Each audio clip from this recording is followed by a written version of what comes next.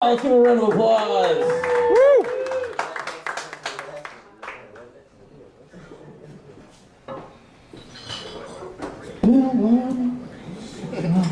I never did learn the lyrics to that song, but I pretend like I do, like I know them all every time it does come on. It's more for me, not for y'all. I'm just letting myself know that. Couple of quick announcements real quick. Quickly, quicken through this. The bar let me know these, and they would like you to know them as well. They would like you to keep track of your drinks. There was 2 drinks that were roofied last week. The roofiers forgot which drinks they roofied themselves. Their dates are fine, just a little put off. Also, if you are going to smoke weed behind the building, please alert the staff. If you do not, they will politely ask you to grow up and do coke like an adult.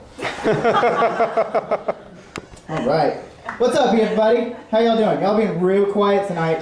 This is a really sizable crowd for the deep end, like for anything that happens here. This is the most people I've seen ever in this building. Ever, Mike. Record. Yeah. Like maybe we should disguise concerts as comedy shows.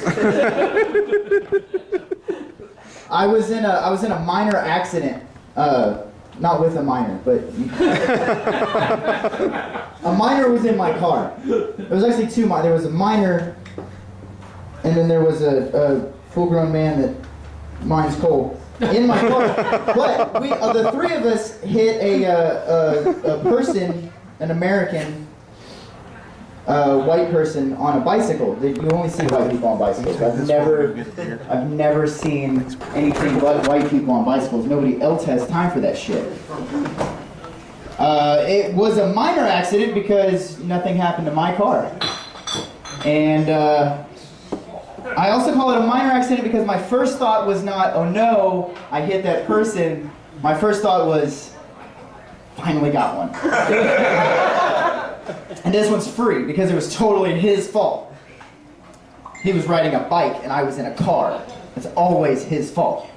I had a friend who was having a bit of a rough day, and I wanted to cheer him up. I wanted to let him know that I cared.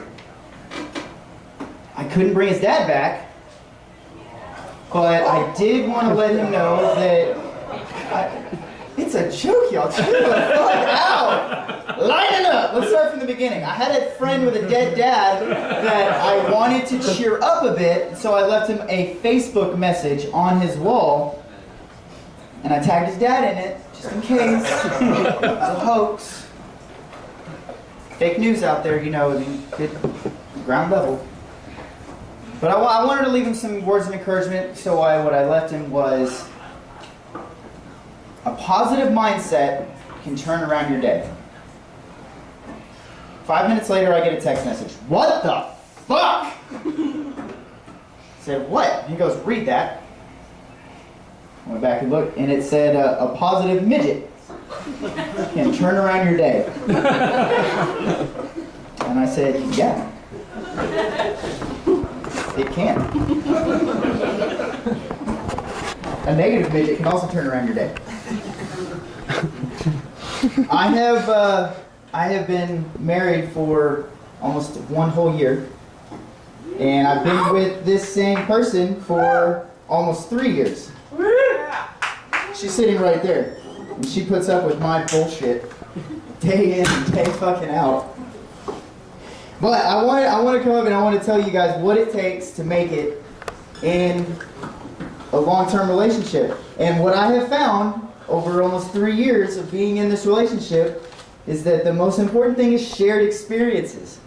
It's not honesty and love and, you know, letting her come first. It's none of those things. It's shared experiences. And I'm going to share a couple with you guys. Right? We all on the same page with what I was just trying to say? Share a couple of those with you. How about that? The first shared experience that her and I have often is we both forget the kids together. It's a fun thing to do. It's very stress relieving. But I will tell you that there is no greater panicky moment than when you get a phone call at 9:30 while you're at P2, and it's the daycare asking why there is one child left and why the other child is sitting outside. Another shared experience that we often enjoy is traveling around. We travel. Her family is from out of town, and so we travel on the road with or without the kids. We love traveling together. For our honeymoon, we went to California. We got to go to California, out to LA. We got to stomp around there, and it was great. I have flown multiple times, probably at least a dozen times. Taylor's never flown, so this was a brand new experience for her. So of course I took the lead. I'm a veteran flyer. Okay, I know what I'm doing. So we show up to the gate a half an hour late. We immediately get booked on a 2-hour later flight. And I explained to the lady, listen. We're only a half an hour late. The plane is not taken off yet. I'm a veteran flyer. She says, thank you for your service. But it's going to take you an hour to get through TSA. I said, no, you don't understand. I've got slip-ons. She's got slip-ons. Neither of us are wearing socks. We don't have belts on. We don't have rings or jewelry. And I left all of my bombs at home. We can breeze right through this. She said, no, I'm sorry, we're going to have to book you on a later flight. I realized in that moment that you can get whatever the fuck you want in an airport if you just act disheveled. Walk in holding a sock. Looking around, carrying one bag that's open, strewing clothes everywhere. Walk up to the ticket counter and go, I am leaving. And they will immediately ask you, what? And then from there, you can work your way through. You will get your own TSA agent assigned to you. You just ask certain questions. First of all, is this allowed? They hate that. They hate, is this allowed? Because more times than not, people are also holding dildos when they ask that. I don't know if it's true, but it's going to be true for this joke. 98% of people who ask if it's allowed on the plane are holding dildos. And so if you just have no idea what the fuck you're doing, and you try to breeze your way through TSA, they will assign an officer to you. And if you walk in that giant metal detector x-ray machine and also drop your pants at the same exact time, one of two things is going to happen. You're going to get to your destination a lot faster because they're just going to put you right on the plane. Or you don't have to worry about going on vacation with that person anymore. Win, fucking win. Another shared experience that we have is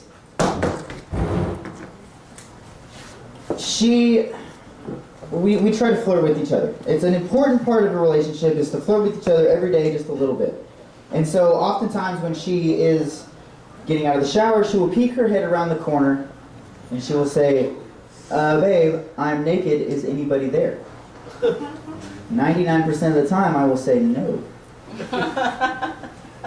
And so she's used to that answer. I'm sorry, what? There's one particular time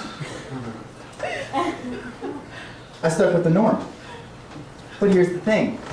There was somebody there.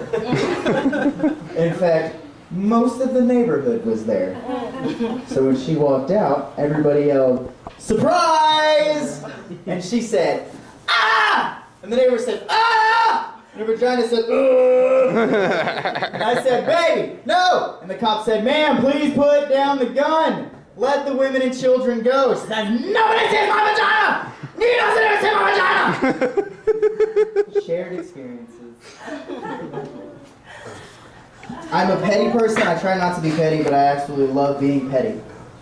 I haven't performed here in a while, not because I'm not funny, but because I was less funny than one person one time, and I didn't like that, so I haven't been back since. I thought that was the most petty that I could get. Until Taylor and I argued for 30 minutes on which Real Housewives of Blickety Bluck Bluck Bluck we're gonna watch. She wanted to watch The Real Housewives of Henrietta. I wanted to watch The Real Housewives of Vernon. Is there a difference? I dare say not. What the fuck would that look like? Pretty much the Real Housewives of all the actual shows that are on. A bunch of swearing cunts yelling at each other. I said it. They're terrible people. They're not real either. I'm going to leave you with this story, and this has been the culmination of a lot of boredom and traveling.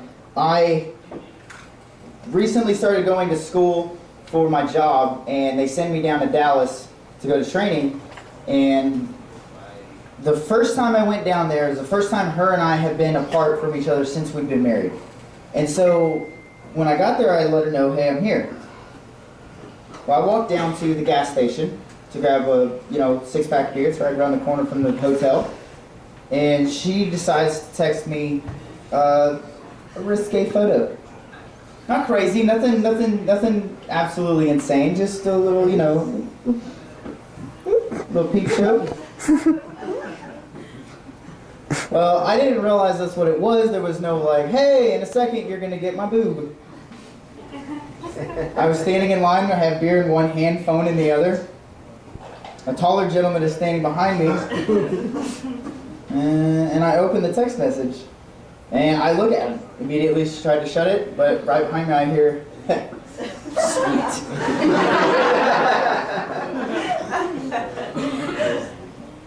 So the second time that I went to school, I said, hey, babe, we tried a little phone messing around last time. I think this time, maybe we should up our game a little bit. Let's include some paraphernalia. Let's include some toys in our escapades, huh? So before I left town, I stopped by the dirty store. I walked in. 30 minutes later, after I got done giggling at just about everything that I could giggle at, I purchased a pocket pussy. I'm real proud of it, by the way. It's in a shadow box in my home. Right next to my son's birth certificate. And my sister's 100-day chip from anger management. So I get on the road, and I'm driving, and listening to some music and feeling kind of bored. So I thought, pretty empty on the road here. There's nobody really around me. I got no stops between here and Dallas. People give each other roadhead. Why not see what this thing's all about, then? It's a dangerous game.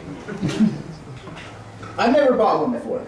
I've never used one before. I've never actually seen one up close before. So I didn't know that on the packaging it has instructions. So I whipped this sumbitch out. Worked myself up a little bit.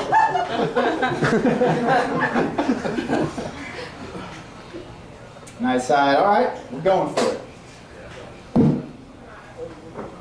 Now what I did not know is that depending on how much money you spend, you get very different experiences.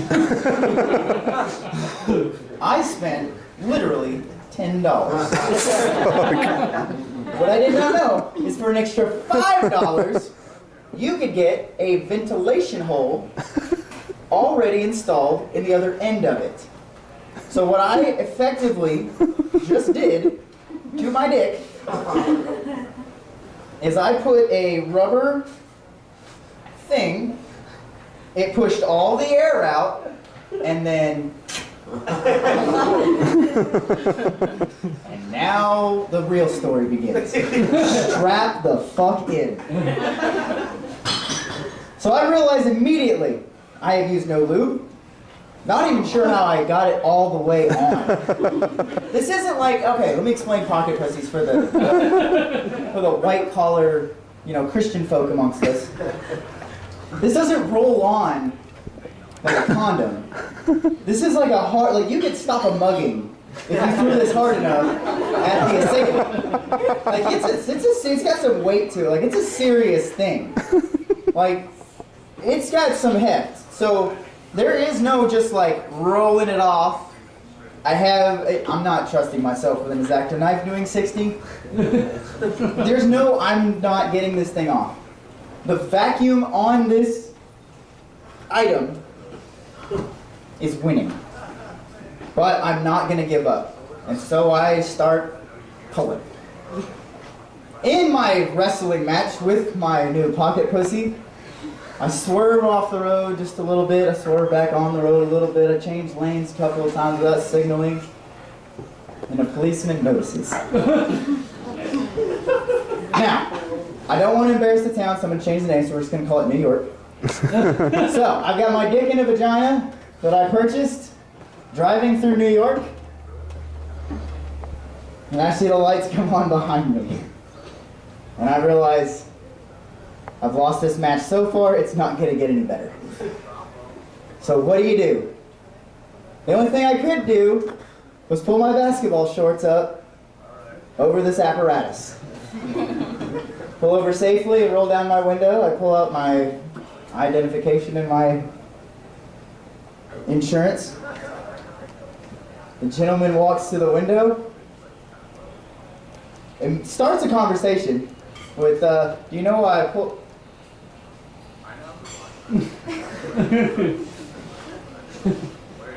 What the fuck, bro? It was like this, like it clearly wasn't just me. I said, what seems to be the problem, officer? With a straight face that time. He said, you were... Nothing, never mind. Nope, I'm not dealing with this. So if you're ever in need of getting out of a ticket, might I suggest just whacking one of them and then just not bringing it up. My name's Jeff Ward. Thanks so much, guys.